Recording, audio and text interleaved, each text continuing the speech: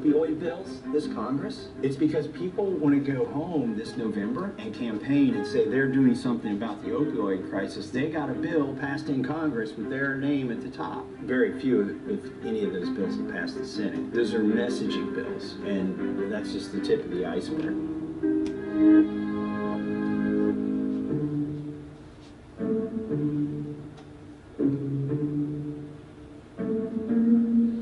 Oh, I got new glasses too. The thing I want to see most of all is a more inclusive process.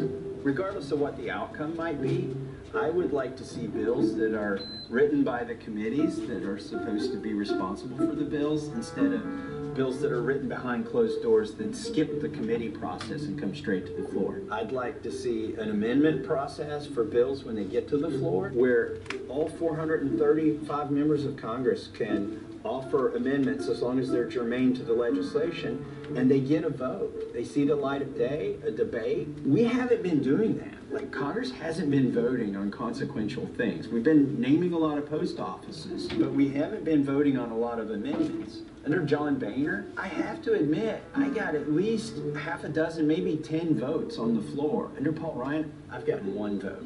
What's up, my man? Just hanging around. I can't do anything about it. How do we do more of that? Because that seems like... What we have to stop doing is beating each other up who we disagree with on 1 or 2 things and start finding commonality. I've said it 1,000 times to you, and that is if I were a member of Congress under President Obama and not President Trump, I'd look at the Venn diagram of agreement, find the 10% overlap, and get to work. For the 3.5 years that I've been here, I've called out the establishment and have in fact voted against my own party when I thought we needed to do that. My first vote, my very first vote as a freshman, was against the sitting Speaker of the House, John Boehner. And I had establishment people come up and put their finger in my chest right after that vote, my first day in the job, and said, Blum, you just signed your death warrant. You will not be back. You don't do that. You got play by the rules around here. You know, at 61 years old at the time, I didn't come here to, quote, play by the rules, because most of the people I know in the real world don't really like the rules in this one. You think my desk is neat enough? I started cleaning it up. Yeah, well, you know what? We've cleaned that desk up every daggone time these guys have come into film. Here's what it really looks like. It does feel good from time to time to squeeze the Capitol dome. It makes me feel far more powerful than I ever will be.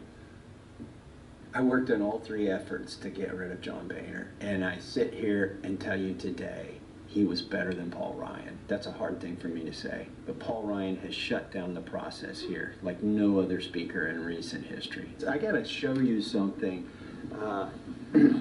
It's on my wall over here. This was the document that ultimately led to John Boehner's early departure, the motion to vacate the Speaker's office. And in it, we were careful to enumerate our grievances with the way this place was being run. These weren't policy issues, these are process issues. And this is what concerns me. For instance, we said, whereas the Speaker has, through inaction, caused the power of Congress to atrophy, thereby making Congress subservient to the executive and judicial branches, diminishing the voice of the American people. That was one of our grievances. Another was, whereas the Speaker uses the power of the office to punish members who vote accordingly to their conscience instead of the will of the Speaker. Whereas the Speaker has intentionally provided for voice votes on consequential and controversial legislation to be taken without notice and with few members present. And it's the process we need to fix here, regardless of what the policy outcome is. You know, my political philosophy has always been look people in the eyes, tell them what you believe, then be consistent with what you said. Results be damned, because I always thought, and I still believe, that that is the best strategy. Tell the freaking truth.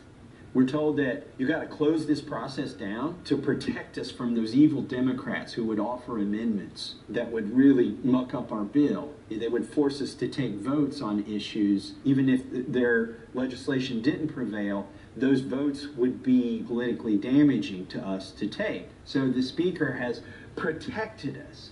Like a patriarch, he's protecting us from those evil Democrats who would make us vote on our principles.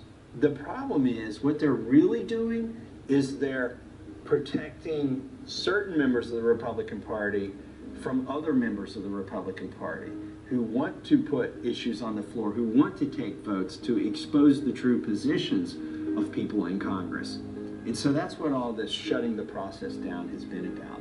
Not protecting Republicans from Democrats, but protecting Republicans from their voters. If your opinion, your values, and your goals aren't analogous enough with those of the people whom you seek to represent, you shan't represent them, and that's okay.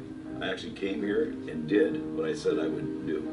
That drives a lot of the establishment, a lot of the career politicians insane.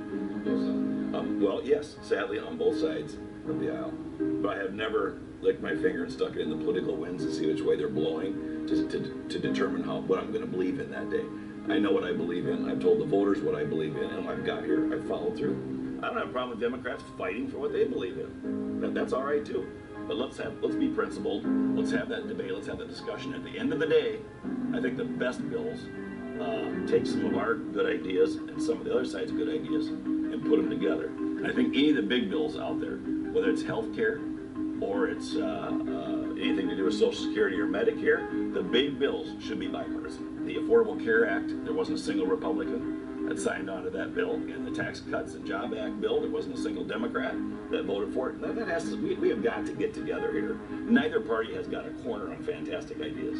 We've got to get together on these big issues of the day and make them bipartisan. I mean, transparency is messy. It's hard work. When you open up the amendment process and there are 200 amendments offered and everybody gets 10 minutes of debate. Under John Boehner, we stayed here past midnight some nights actually debating and voting on amendments. All that's gone out the window. I mean, we're going to go home early today. Pat yourself on the back. We've been here 36 hours. Let's call it a week and go home. I'm sick and tired, candidly, of the not only the willingness, but the gleeful exacerbation and perpetuation of problems in order to score political points. In other words, we have a town full of problems that people could solve but choose not to because it's more useful to score political points off of those problems continuing.